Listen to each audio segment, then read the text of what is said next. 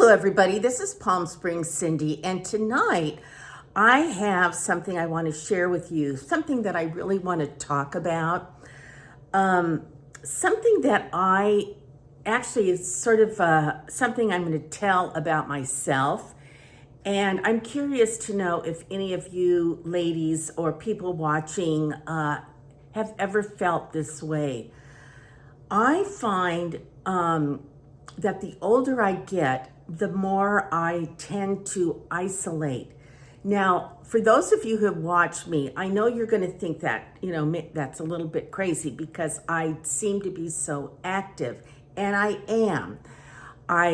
As you know, I enjoy playing cards. I have wonderful lady friends, and we go out and we go to dinner and we go to places where there's live music, and we play bingo, and we enjoy going to consignment stores, and I enjoy my family and all those things. Those are all great things.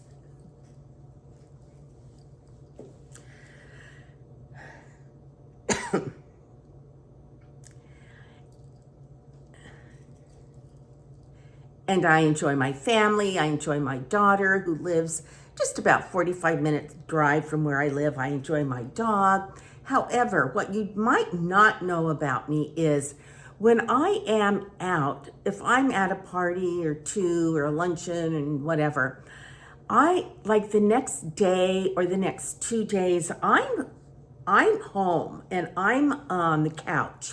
I'm sleeping late. I'm taking a nap. I'm isolating. I'm not answering my phone. I am home in a quiet environment, just me and Poppy. Now,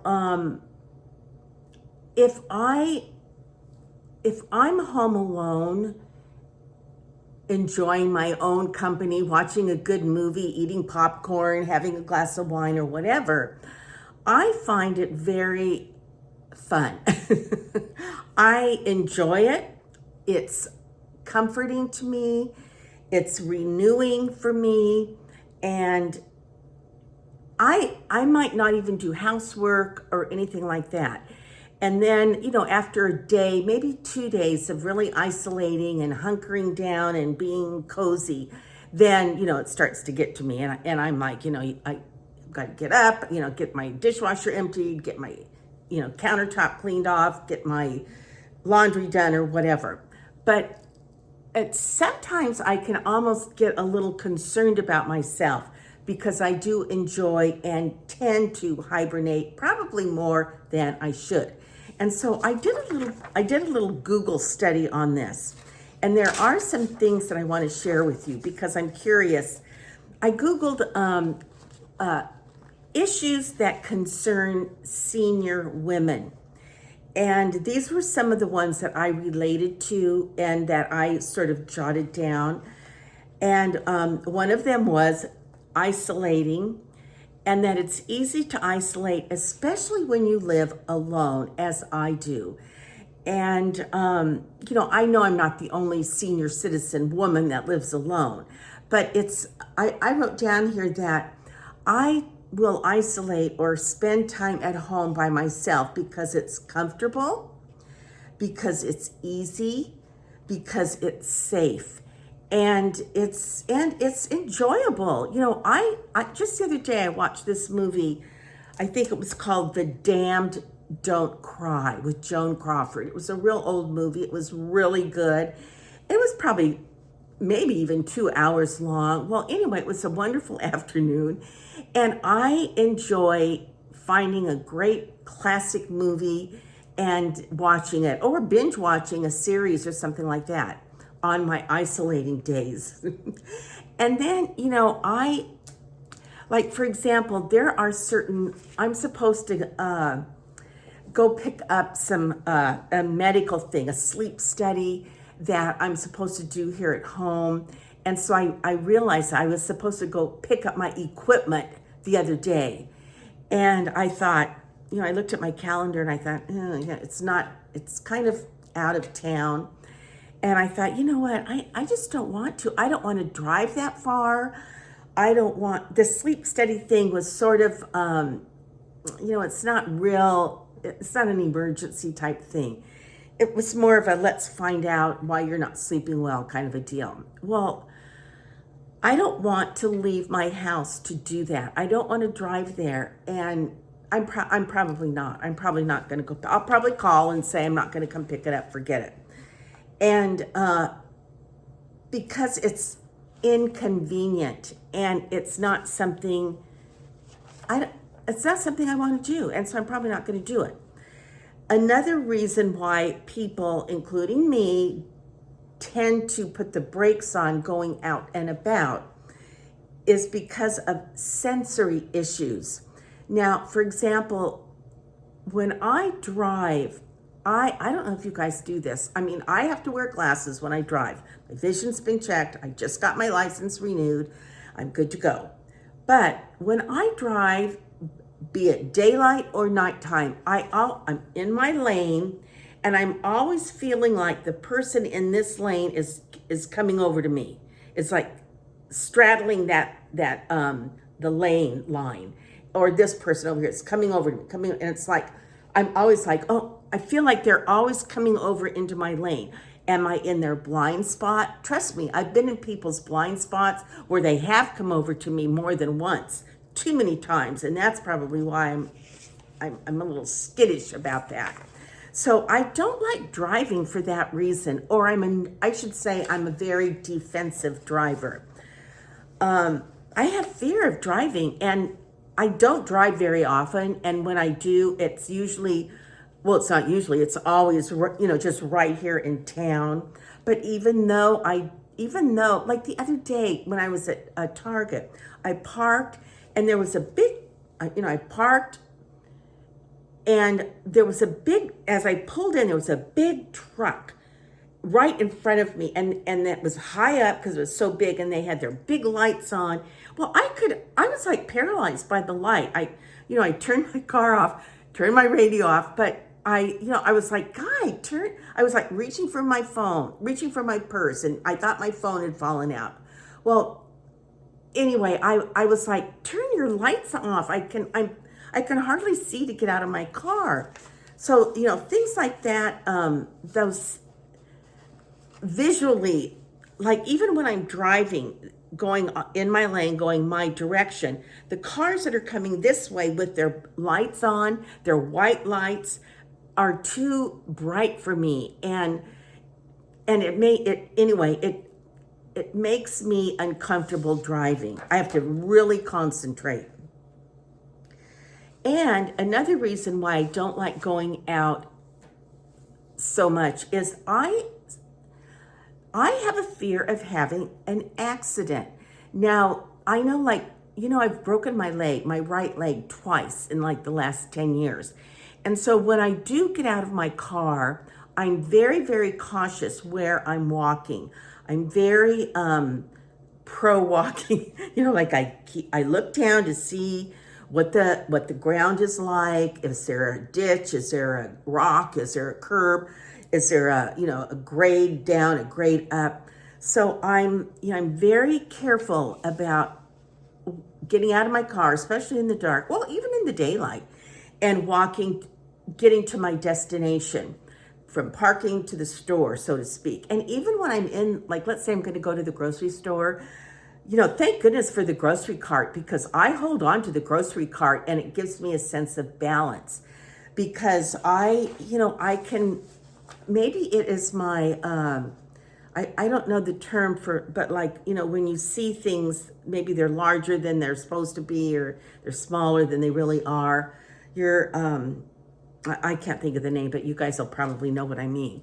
So yes, part of me hesitates going out and about because of fear of having an accident, tripping, falling, stumbling, just all the above.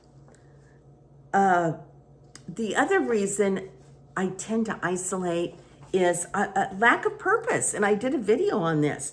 Now, if I do have enough things planned during the week. I have enough life activities, but like I'm supposed to play bridge on Fridays, and actually I am playing tomorrow.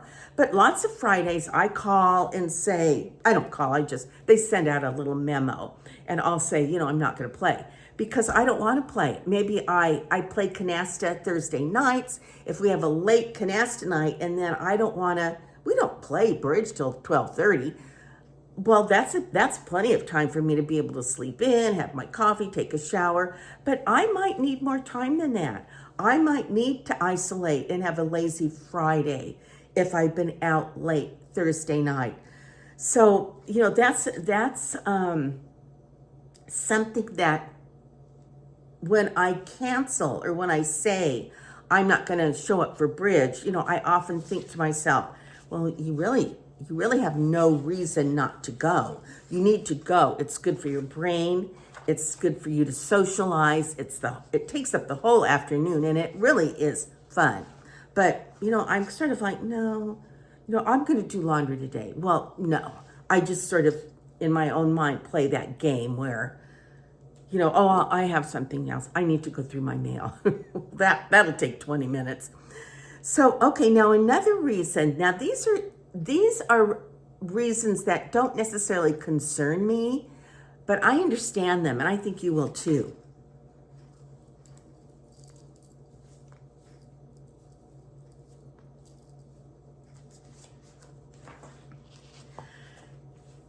Some senior citizen women isolate because of financial insecurity. They don't really want to go out and about because they may not have the finances. And even if they plan to go, maybe I plan to go do something. Like the other night I went to the casino. I spent a lot more money than I intended to because of that stupid blackjack game. So, sometimes maybe you go to dinner and maybe, the dinner was more than you thought, or, whatever. Like also the other night, here's another good example. I went to dinner by myself. It was like an early dinner, I'll say 4:35. I was coming home from shopping or doing something, and I stopped at, I never know the name of this place. It's like John Silver or something like that. It's a steakhouse, and it's a family steakhouse. And I like to go there because it's just right down the street. John Silver's or something, anyway. And their food is very consistent, very good. So I like to go in, I like to sit at the bar, have this is what I order. I order a plain baked potato and a salad. And then I ask for barbecue sauce or maybe teriyaki, and I pour that on my potato, and then I have a cocktail. One cocktail. And so I was there. I was there for a while the other day, and I enjoyed my dinner. Well, I went to pay my bill, and I'm starting to look at my bill more and more because what I'm finding